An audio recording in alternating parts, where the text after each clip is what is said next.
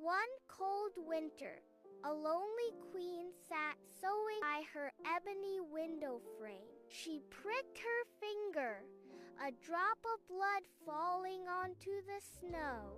A profound wish formed, for a child with skin like snow, lips like blood, and hair like ebony. Her wish was granted. She bore a daughter named Snow White. Tragically, the queen died shortly after. The king remarried a woman of breathtaking beauty, consumed by vanity. She possessed a magical mirror, daily asking, "Mirror, mirror on the wall, who is the fairest of them all?" For years the mirror replied, "You, my queen, are the fairest." But as Snow White blossomed, her radiant beauty surpassed the queen's. One fateful morning, the mirror's answer changed. "Queen, you are lovely, but Snow White is 1,000 times fairer than you." A searing jealousy ignited in the queen's heart. She commanded a kind huntsman to take Snow White deep into the forest and kill her, bringing back her heart as proof. The huntsman, unable to harm the innocent girl, tearfully urged Snow White to flee. To appease the queen, he slew a wild boar and presented its heart.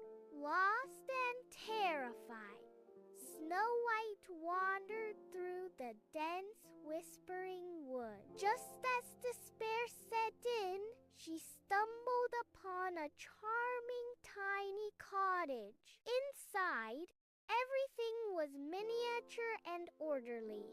7 tiny plates, 7 little mugs, and 7 neatly made beds. Exhausted, she ate a little from each plate and, finding one bed, fell into a deep sleep.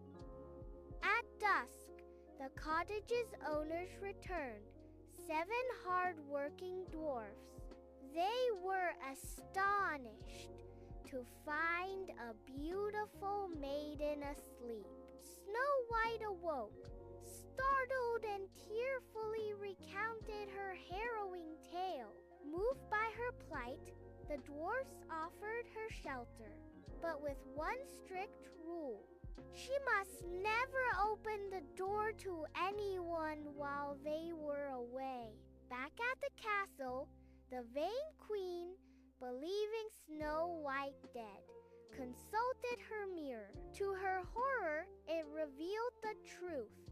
Snow White, high in the mountains with the 7 dwarfs, is still 1,000 times fairer than you. Enraged, the queen vowed to finish the deed herself. Disguising herself as an old peddler, she journeyed to the cottage. Snow White, forgetting the warning, opened the door. The peddler offered a beautiful, intricately laced bodice. As the queen tightened the laces, Snow White fainted. The dwarfs returned just in time, cut the suffocating laces, and revived her. Undeterred, the queen tried again, disguised as a different old woman, offering a glittering poisoned comb. Snow White, again forgetting her promise, allowed the woman to comb her hair. The moment the comb touched her scalp, she fell unconscious. Once more, the dwarfs arrived, discovered the comb, pulled it out, and Snow White slowly came back to life. Finally, the queen crafted a magnificent, deadly apple. One side was pristine white, the other a tempting Disguised as a farmer's wife, she approached the cottage. Snow White, wary, refused the apple. To prove it safe, the queen bit into the white side. Convinced, Snow White bit into the luscious red side.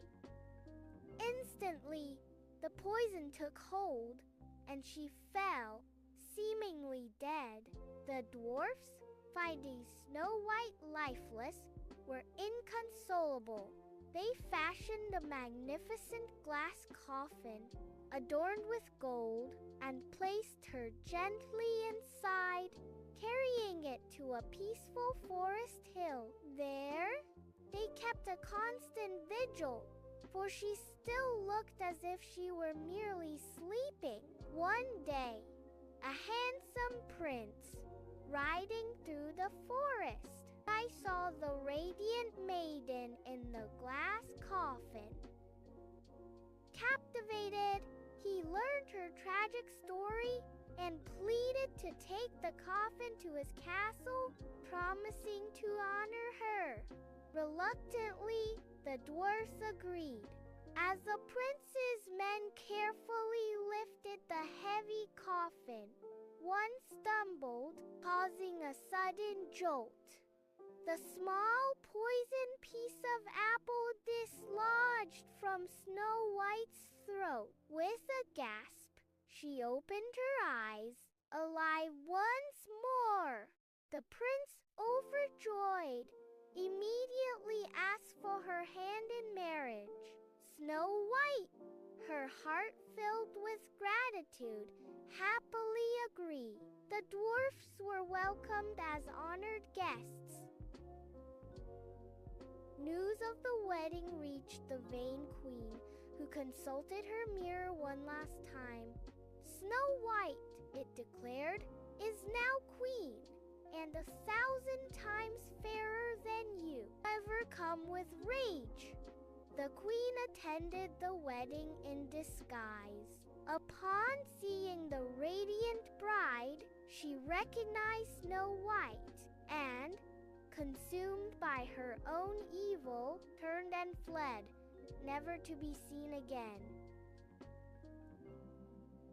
Snow White and her prince lived a long, happy life, ruling their kingdom with kindness and wisdom.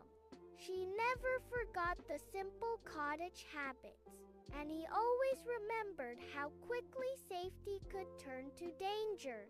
The dwarfs visited often, their path between the forest hill and the grand palace becoming a well-worn trail. And so, the tale concludes. Danger-faced, deceit unmasked, and a life once lost beautifully returned. And so, the tale concludes. Danger-faced, deceit unmasked, and a life once lost beautifully returned.